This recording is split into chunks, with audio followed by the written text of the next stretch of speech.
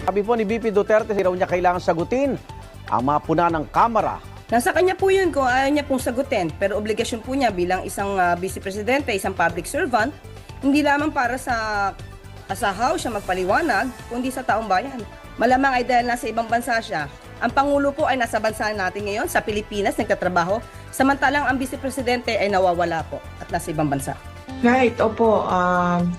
I perfectly understand that. In fact, hindi ko naman din gusto talaga na magstay dito. Pero as Vice President, may duty din ako sa isang kababayan natin, isang Filipino citizen who is held against his will dito sa ICC Detention Center.